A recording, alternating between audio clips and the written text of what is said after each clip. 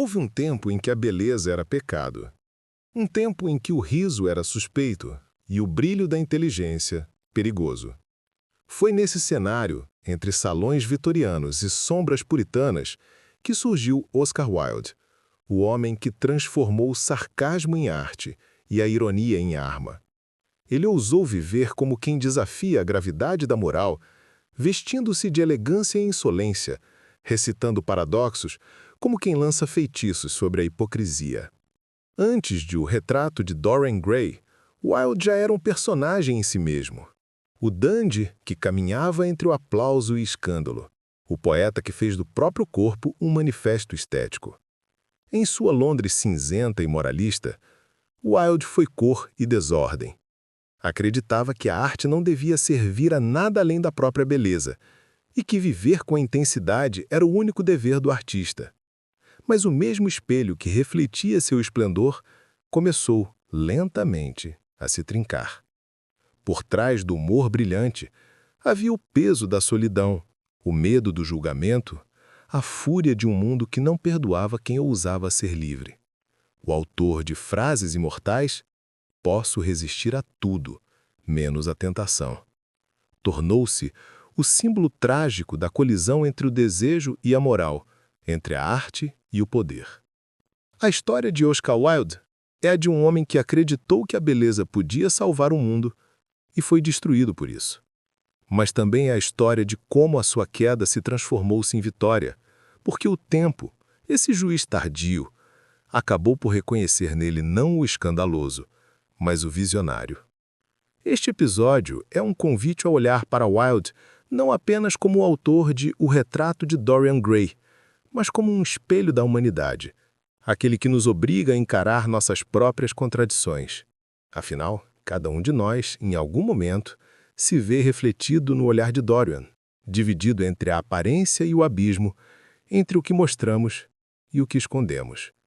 A beleza em Wilde nunca foi apenas estética, foi resistência. E é por isso que ainda hoje sua voz ressoa, altiva, ferida, luminosa, como quem nos diz: seja você mesmo, todos os outros já existem. Autor e obra.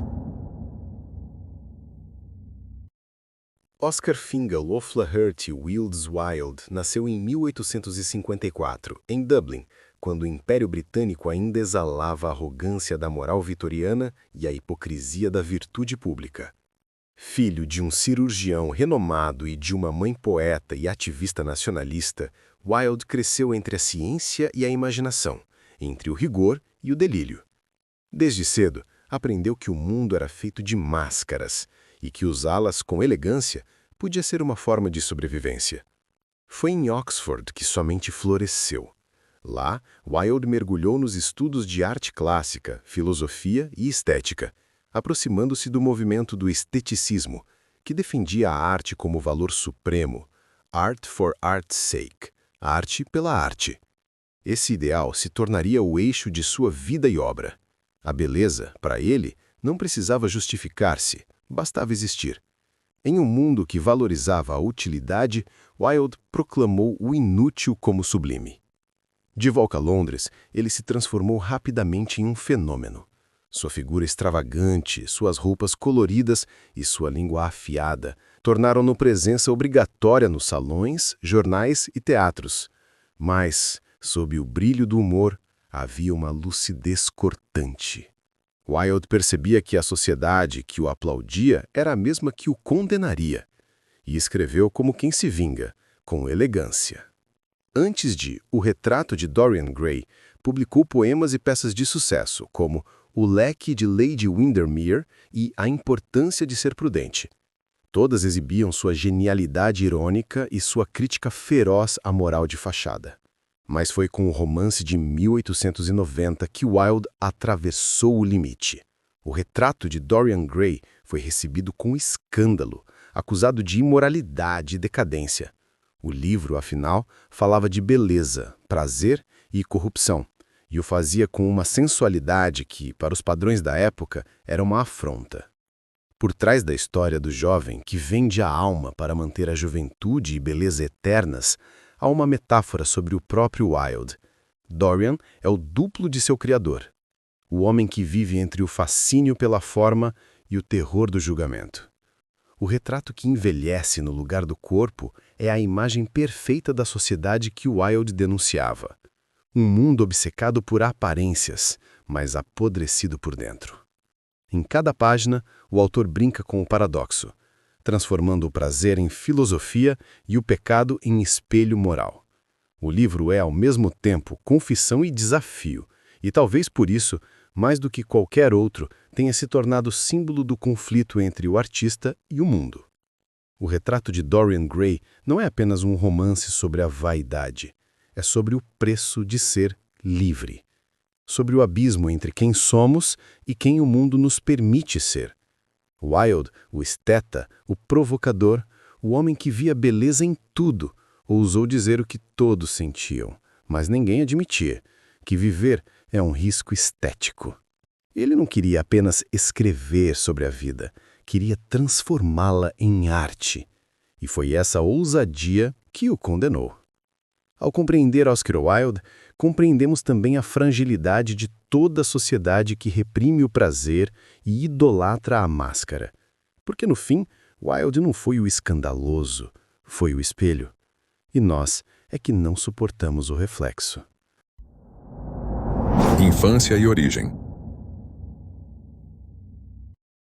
Oscar Wilde nasceu em 16 de outubro de 1854, em Dublin, numa casa onde o talento era quase uma herança de sangue. Seu pai, Sir William Wilde, era um médico respeitado, conhecido tanto pelas suas contribuições à oftalmologia quanto pelas suas aventuras amorosas, um homem de reputação brilhante e sombras intensas. Sua mãe, Jane Francesca Wilde, era uma poeta e militante nacionalista irlandesa, que escrevia sob o pseudônimo de Esperanza. Ela organizava reuniões literárias, declamava versos revolucionários e acreditava que a palavra podia mover montanhas.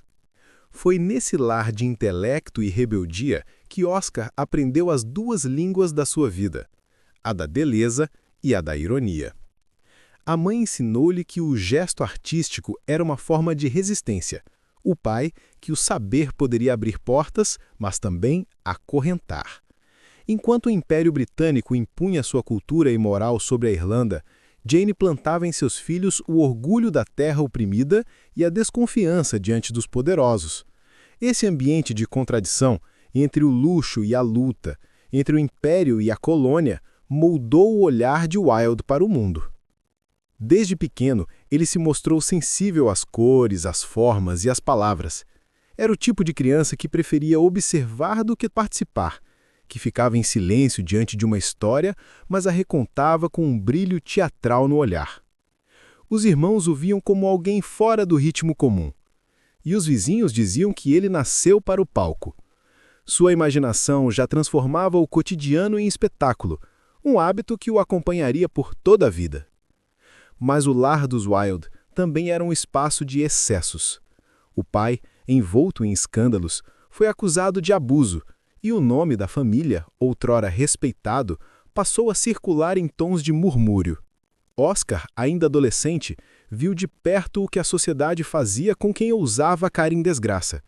Foi o primeiro aprendizado sobre o poder e a hipocrisia do julgamento público. A ferida dessa vergonha, alheia, mas sentida, marcaria sua vida adulta. Dublin, naquela época, era um mosaico de contrastes, uma cidade de intelectuais e miseráveis, de igrejas e tabernas, de poesia e repressão. O jovem Wilde cresceu olhando para esse abismo e desenvolveu uma sensibilidade que oscilava entre o riso e a dor. Ele aprendeu que o humor podia ser uma forma de defesa, e a beleza uma espécie de escudo contra o cinismo do mundo. No convívio com a mãe, descobriu o poder da palavra. Ela recitava poemas inflamados sobre liberdade, e ele, fascinado, imitava seus gestos, aprendendo que o verbo podia ser arma e perfume ao mesmo tempo. Foi Jane quem lhe deu o primeiro livro e a primeira lição. A beleza, Oscar, é a única revolução que sobrevive à derrota. Essa infância marcada pela arte e pela tensão entre glória e escândalo, entre orgulho e culpa, seria o terreno fértil do escritor que viria a se tornar. Wilde cresceu com a certeza de que o mundo é um palco onde todos mentem um pouco, uns para agradar, outros para sobreviver. E essa percepção precoce o faria transformar cada gesto, cada frase, cada peça de roupa em uma performance de significado. No Menino de Dublin, já havia o germe do artista que encantaria e provocaria o mundo. O garoto que ouvia versos à mesa do jantar aprenderia, cedo demais, que a poesia também pode ser um disfarce, e que a verdade, quando dita em voz alta, custa caro. Primeiros obstáculos. Antes de ser o dandy que chocaria a sociedade vitoriana, Oscar Wilde foi o garoto irlandês que aprendeu desde cedo o peso da diferença. Em um império onde ser inglês significava pertencer, ser irlandês significava resistir. Crescer em Dublin, carregando o sotaque e o orgulho de um povo considerado menor pelo centro do poder, marcou o início de sua consciência de deslocamento. Wilde compreendeu, antes de entender o mundo, que existir fora da norma era viver sob suspeita. Quando ainda jovem, perdeu o pai em meio a escândalos públicos. O nome dos Wilde foi arrastado pelas ruas de Dublin como um rumor inconveniente. A figura antes respeitada se tornou alvo de risadas e desprezo, e o filho, herdeiro de uma mancha. Essa experiência ensinou a Oscar o que significava ser devorado pelo olhar da sociedade. Uma lição que mais tarde o perseguiria com crueldade. A vergonha social foi seu primeiro espelho. E nesse espelho, ele aprendeu a usar a ironia como disfarce e o charme como armadura. Durante seus estudos, primeiro na Trinity College e depois em Oxford, Wilde enfrentou o peso da origem colonial e o estigma do exótico. A Irlanda era vista como uma província selvagem, e seu sotaque, seus modos, suas referências culturais tornavam-no alvo fácil. Mas em vez de esconder-se, ele reagiu com teatralidade, transformou a diferença em espetáculo. Se esperavam humildade, ele deu ostentação. Se queriam submissão, ofereceu brilho. Nascia o Wilde performático, que se impunha com flores na lapela e frases de ouro, mascarando o desconforto da rejeição pelo brilho da inteligência. Mas os traumas não se limitavam à humilhação pública. Wilde vivia também o conflito íntimo entre o desejo e o dever. Na Inglaterra vitoriana, o amor entre homens era crime, e crime com castigo exemplar. Wilde, ainda jovem, começou a perceber em si um afeto que não cabia nas palavras aceitas, uma sensibilidade que não tinha nome permitido. A culpa e o medo tornaram-se seus companheiros silenciosos. Enquanto escrevia ensaios sobre estética e beleza, lutava para esconder o que a moral da época chamava de desvio. A beleza, então, virou refúgio. Era nela que Wilde encontrava um espaço de liberdade, o único território onde podia existir inteiro. A arte se tornou seu disfarce e sua salvação. Ele começava a compreender o que mais tarde escreveria com amarga lucidez. Cada homem mata o que ama. Esses primeiros anos de exílio simbólico, de não pertencimento, de culpa, de observação constante, forjaram o homem que questionaria o mundo com ironia e doçura. O menino irlandês que via a mãe declamar versos revolucionários agora escrevia com a mesma ousadia, mas sob outra bandeira, a da beleza contra o moralismo, a da liberdade contra o conformismo. E é impossível não perceber nesse Wilde jovem um prenúncio de todos os seus personagens futuros, homens e mulheres que desafiam convenções e são punidos pela própria intensidade. Dorian Gray, ainda inexistente, já caminhava ao seu lado, sussurrando a promessa de que todo prazer tem um preço. Wilde aprendeu cedo que o mundo pune quem não cabe nele. Aprendeu que o riso, a elegância e o verbo afiado são armas de sobrevivência. Aprendeu que o diferente sempre é chamado de perigoso e que o artista, quando ousa mostrar o rosto verdadeiro, arrisca perder tudo. Mas foi desse risco e dessa ferida que nasceu o escritor. E é dessa dor que brutaria mais tarde o brilho amargo de sua prosa. Formação. Na juventude de Oscar Wilde, o pensamento virou palco e o conhecimento, espetáculo. Em Oxford, onde estudou com brilho e desdém, Wilde transformou a erudição em arte cênica. Enquanto os colegas se curvavam à rigidez acadêmica, ele caminhava pelos corredores com o descompromisso dos que já sabem que pertencem mais ao mito do que ao mundo. Lia Platão, Aristóteles e os clássicos gregos, mas lia também a si mesmo. E talvez foi essa leitura que o tornou imortal. Wilde descobriu cedo que a estética poderia ser um modo de revolta. Na Inglaterra vitoriana, onde a virtude era medida pela contenção e o prazer pela culpa, ele ousou propor o contrário, que a beleza fosse um valor moral em si mesma, que a arte não precisasse ensinar, nem corrigir, nem salvar ninguém. Essa ideia, que seria o centro do movimento esteticista, era uma afronta disfarçada de filosofia. Por trás do culto à beleza havia uma rebeldia profunda, uma negação do utilitarismo, da hipocrisia e da pretensão moral que sustentavam o Império Britânico. Suas primeiras publicações foram ensaios que soavam como confissões e manifestos. Em cada frase, ele parecia rir do mundo e de si mesmo. A ironia tornou-se sua assinatura. Wilde escrevia para provocar, mas também para sobreviver. No sarcasmo, escondia suas fragilidades. Na sofisticação, ocultava o medo de não ser aceito. O artista e o homem se confundiam. Um mascara o outro, um revela o outro. Entre seus primeiros trabalhos, destaca-se Poems, 1881, um volume de versos que exala sensualidade e lirismo e que foi recebido com o desconforto típico das obras que não cabem em nenhuma gaveta. O livro o lançou à cena londrina, não tanto como poeta, mas como personagem. Wilde passou a ser convidado para salões, debates e jantares, onde sua figura andrógena e suas frases perfeitas faziam tanto sucesso quanto causavam escândalo. Ele foi, antes de tudo, um provocador elegante. Enquanto os críticos o chamavam de dandy vazio, ele respondia com sofisticação. Só as pessoas superficiais não julgam pelas aparências. Essa frase, aparentemente frívola, era sua forma de resistência. Uma maneira de dizer que a aparência também é verdade e que o belo, quando sincero, pode ser mais honesto do que a virtude hipócrita.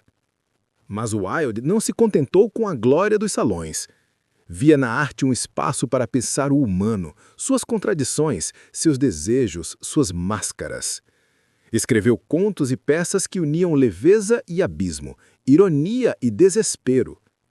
O Príncipe Feliz e outras histórias, por exemplo, mostram um Wilde sensível que enxerga a ternura e tragédia no mesmo gesto. Seus personagens são espelhos, revelam o brilho da compaixão e o peso da solidão. A essa altura, ele já havia se tornado uma figura pública inconfundível. O chapéu de abas largas, o casaco de veludo, a flor sempre presa à lapela, tudo nele era símbolo, manifesto, armadura. Wilde encarnava o que escrevia, a vida como arte, o cotidiano como performance. Mas, sob a elegância, crescia o desconforto. A Inglaterra que o aplaudia em jantares era a mesma que cochichava sobre sua intimidade. Um sucesso lhe dava voz, mas também lhe armava a queda. O mundo vitoriano, tão amante das aparências, jamais perdoaria quem as usasse para expor sua hipocrisia. E Wilde, com sua pena afiada, estava prestes a fazer exatamente isso. O grande conflito. Oscar Wilde viveu o esplendor de quem toca o sol com as mãos e o castigo de quem ousa brilhar demais sobre o olhar de um tempo pequeno. Sua vida foi uma lição de ironia trágica. O homem que fez da beleza uma religião foi condenado por amar e por não se envergonhar disso. O conflito de Wilde não foi apenas moral, foi histórico. Foi o choque entre o século XIX e o século XXI, entre a repressão e a liberdade, entre o que se sente e o que se permite dizer. O esteta, que ensinara o mundo a ver graça na imperfeição e pureza na aparência, acabou encurralado pela mesma sociedade que o aplaudia nos palcos.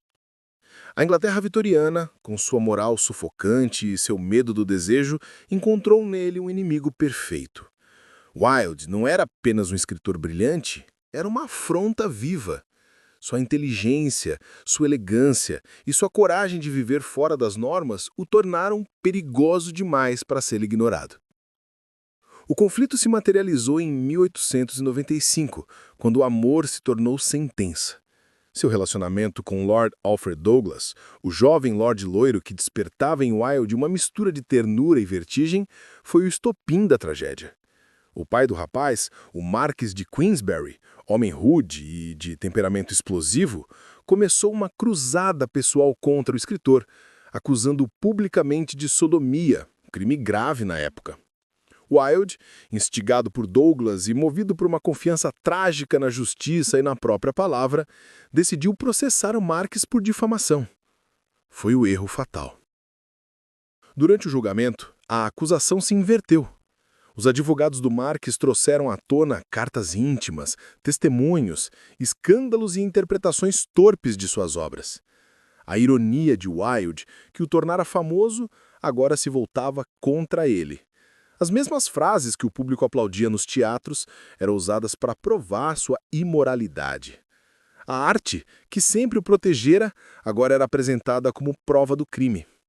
O artista se viu despido diante de um tribunal que não compreendia o amor, a poesia, nem o direito de ser outro.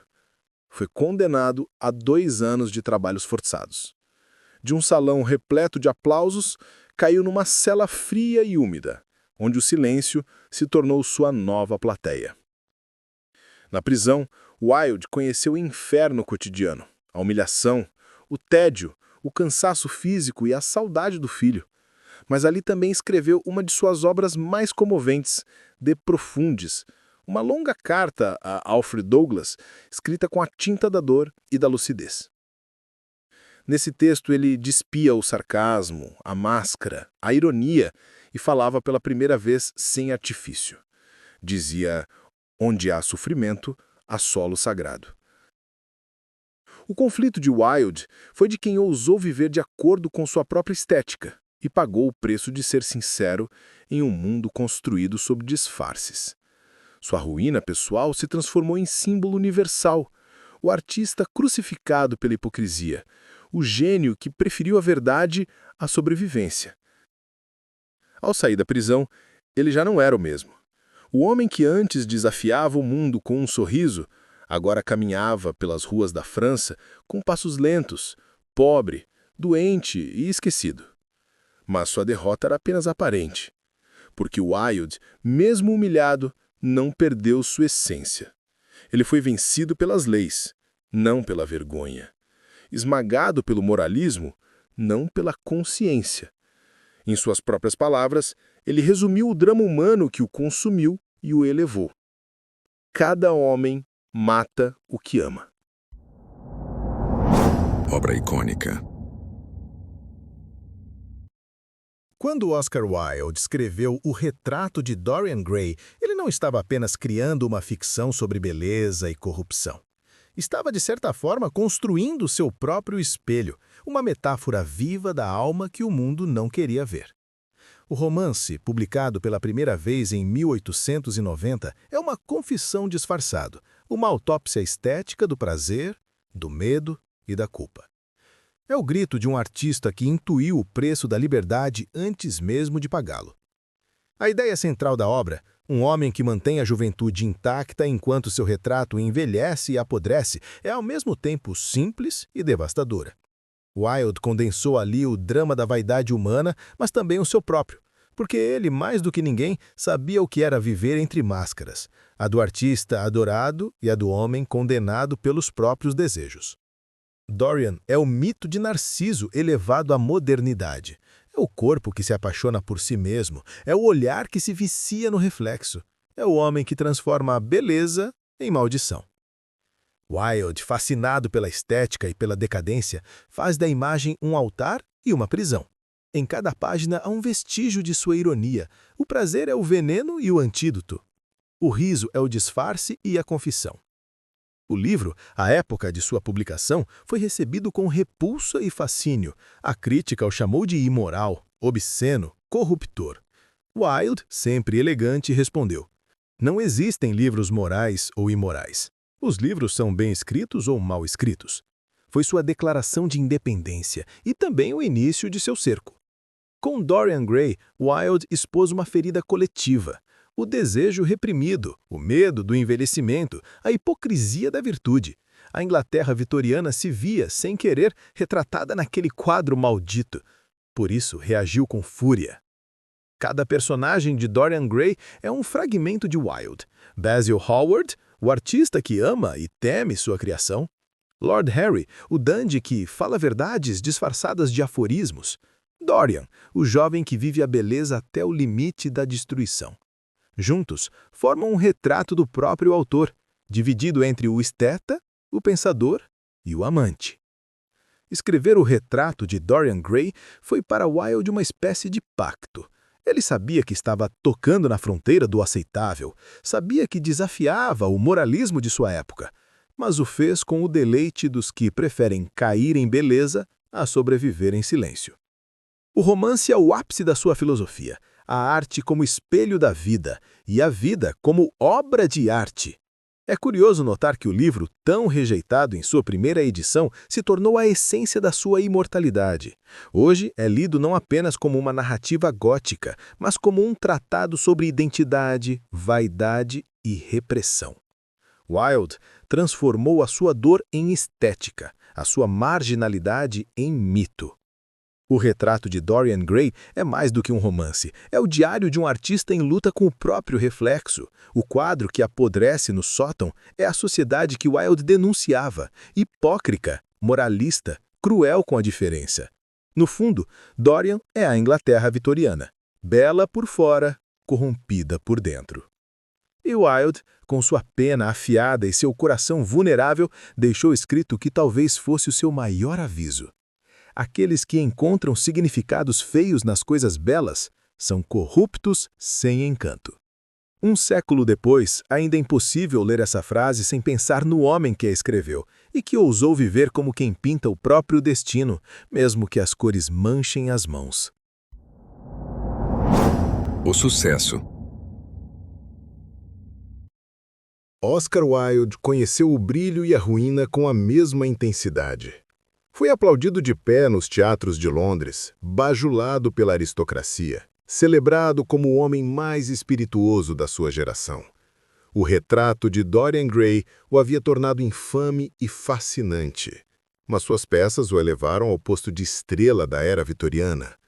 O leque de Lady Windermere, um marido ideal e a importância de ser prudente lotavam plateias e arrancavam risos nervosos de uma sociedade que ria das próprias hipocrisias sem perceber. Wilde era um cometa atravessando o céu da Inglaterra moralista. Belo, provocador, cheio de frases que pareciam facas embrulhadas em veludo. Todos queriam estar perto dele. Políticos, artistas, jovens aristocratas. Era o espírito da época.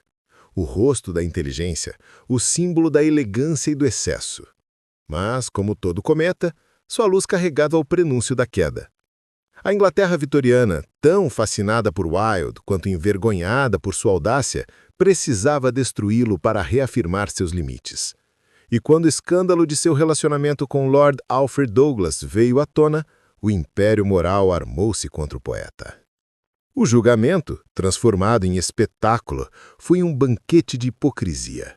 Wilde, o homem que escrevera sobre máscaras, foi obrigado a tirar a sua.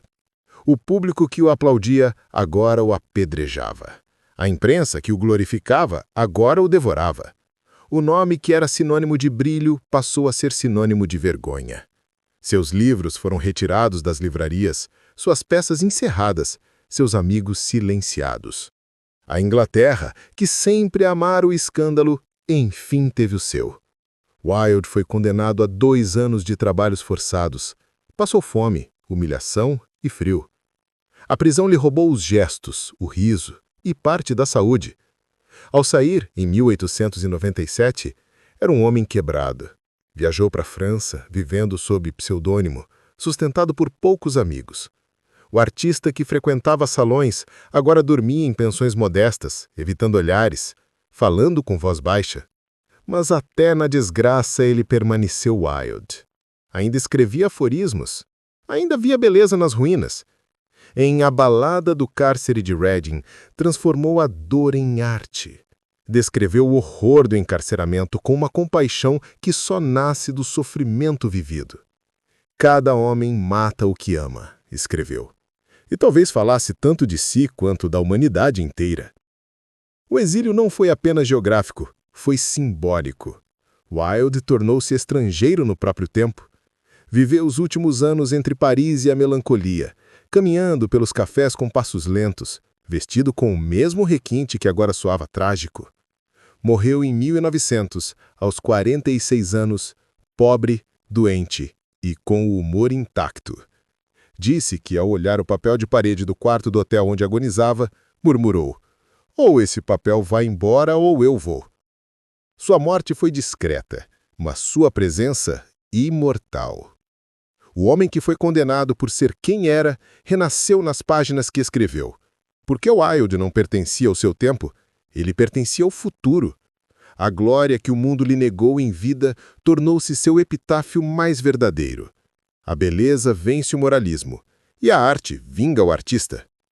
Hoje, Wilde é símbolo da liberdade estética e da coragem de existir fora da norma. O fracasso público se transformou em vitória histórica. E o exilado, rejeitado por sua era, tornou-se o mártir da sensibilidade e da inteligência. Aquele que provou que a arte, quando sincera, sobrevive à própria destruição. O legado. O que resta de um homem quando o tempo leva o corpo, mas não apaga o nome? No caso de Oscar Wilde, resta tudo. Resta a voz, o riso, a ferida, o perfume da irreverência que o mundo tentou apagar, mas que a história transformou em bandeira. Wilde morreu exilado, humilhado, esquecido por muitos. Mas o esquecimento foi breve porque há artistas que pertencem ao futuro e não à sua época. Ele foi um desses. Poucas décadas após sua morte, as palavras que o condenaram começaram a libertar outros. O homem que fora preso por indecência, por amar, tornou-se símbolo universal da liberdade de ser. Wilde foi canonizado não pelas instituições, mas pela sensibilidade. Seu nome ressurgiu com o vigor das ideias que recusam morrer. No século XX, quando o mundo começou a questionar suas próprias normas, Wilde foi redescoberto como precursor. O esteta que desafiou o moralismo, o dandy que fez da beleza uma ética, o pensador que transformou o prazer em forma de sabedoria. O romantismo tardio que o acolhera deu lugar ao modernismo e Wilde, curiosamente, sobreviveu a todos os estilos. Sua ironia elegante, sua crítica à hipocrisia, sua visão da arte como espelho da verdade interior, tudo isso ecoou nos grandes nomes que vieram depois. Virginia Woolf o admirava pela liberdade. André Gide via nele o mártir da autenticidade. Jean Cocteau o chamava de santo pagão da estética. E para muitos, Wilde abriu as portas de uma modernidade em que o artista não precisava mais pedir desculpas por existir fora da norma. O impacto de Wilde transcende a literatura. Ele é presença constante na filosofia, na moda, no teatro, no cinema, no pensamento queer contemporâneo. Seu rosto, com o olhar entre o deboche e a melancolia, tornou-se ícone da resistência à hipocrisia social. E sua escrita, que antes escandalizava, hoje ilumina. Quando ele dizia viver é a coisa mais rara do mundo, a maioria apenas existe, falava de si, mas também de nós, de toda a humanidade que ainda teme viver plenamente. Wilde nos deixou mais que frases brilhantes, deixou uma pedagogia da coragem. Ensinou que ser autêntico custa caro, mas vale a eternidade. Que o belo não é vaidade, é modo de ver o mundo. que o humor pode ser arma política e que a dor, quando atravessada pela arte, torna-se revelação. Seu legado é também um espelho moral. A Inglaterra que o condenou hoje o celebra. As mesmas universidades que o ignoraram estudam seus textos. O mesmo teatro que fechou suas peças agora o consagra. Wilde venceu não por revanche, mas por beleza. E talvez esse seja o tipo mais profundo de vitória. Porque ele compreendeu que a beleza não é apenas forma, é verdade que não se curva. Há algo de profundamente comovente em sua posteridade. O homem que morreu só é agora símbolo de amor. O poeta que foi calado tornou-se voz de gerações. O pecador transformou-se em santo da liberdade artística. Seu túmulo, em Paris, está coberto de beijos, centenas de marcas de batom deixadas por quem mais de um século depois ainda agradece o gesto de um homem que ousou ser inteiro. Oscar Wilde não fundou um movimento, fundou uma atitude. A de quem escolhe viver com intensidade, pensar com ironia, amar sem medo e escrever com verdade. Sua influência não está apenas nos livros, mas em cada artista que desafia o poder, em cada alma que transforma dor em arte, em cada ser humano que decide existir fora da obediência. E é por isso que, quando falamos de Wilde, não falamos apenas de literatura, falamos de liberdade. Sua pena continua viva, riscando a noite com luz própria, e nós, leitores tardios, seguimos o clarão de sua rebeldia como quem persegue uma estrela que jamais se apaga. Para finalizar, Falar de Oscar Wilde é falar daquilo que a sociedade teme, o poder transformador da beleza e o escândalo da autenticidade. É entender que, para ele, o esteta era mais do que um artista. Era um insurgente que pintava com palavras o que o mundo tentava esconder. Em cada verso, em cada aforismo, Wilde levantava uma pergunta que o tempo ainda não respondeu. Por que tememos tanto o que é belo, livre e verdadeiro? Ele viveu num século em que a moral vitoriana cobria de verniz o que havia de mais cruel. A repressão do desejo, o julgamento do diferente, a domesticação da alma. Wilde, com seu humor cortante e sua sensibilidade aguda, fez da ironia uma forma de revolta. Riu da elite, do Estado, da igreja, das convenções. Não porque fosse cínico, mas porque via, por trás de toda a solenidade, a mentira que sustentava a ordem. Sua arte era uma flor nascida entre grades. E talvez por isso tenha sobrevivido a todos os impérios. A beleza não precisa de explicações, ele dizia.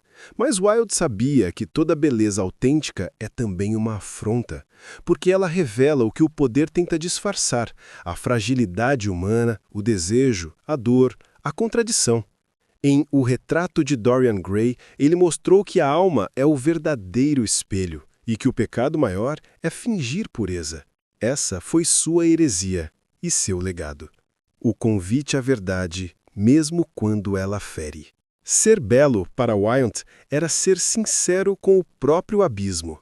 No fim, o que mais dói em sua história não é a prisão, nem o exílio, mas o eco da solidão. Um homem que deu ao mundo o riso e recebeu em troca o silêncio, que fez da palavra um templo e teve o corpo lançado à ruína. E ainda assim, nunca deixou de crer que a arte podia redimir a dor, não por apagar o sofrimento, mas por lhe dar forma, cor e sentido. Wilde morreu pobre, mas deixou o mundo mais rico. Morreu desacreditado, mas nos ensinou a acreditar na beleza como refúgio, na arte como abrigo, na liberdade como destino. Hoje, quando olhamos para ele, vemos mais do que um escritor, vemos o espelho da humanidade moderna. Um homem dividido entre a aparência e o ser, entre o riso e o desespero, entre o amor e a vergonha. Wilde antecipou o século XX com sua lucidez trágica. Foi o primeiro a dizer, com elegância, que o absurdo da existência se disfarça de polidez e que a arte é o único modo de suportá-lo. Sua vida nos ensina que a beleza, quando verdadeira, é política, porque exige coragem para existir num mundo que prefere o disfarce. E é essa coragem que precisamos resgatar.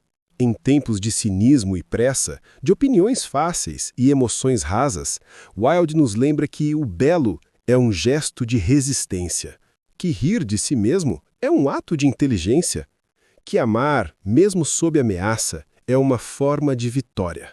O que ele viveu e o que escreveu não pertence apenas à história da literatura, mas à história da coragem humana. Oscar Wilde não foi um mártir do prazer nem um herói da estética. Foi, acima de tudo, um homem que ousou viver poeticamente num mundo prosaico. E talvez essa seja a verdadeira revolução. Não permitir que a feiura do mundo nos roube o direito de ver beleza, mesmo nas ruínas, mesmo no fim. Quando lemos Wilde, sentimos que a vida pode ser trágica sim, mas jamais precisa ser feia. A beleza é o nosso último refúgio, o nosso último grito.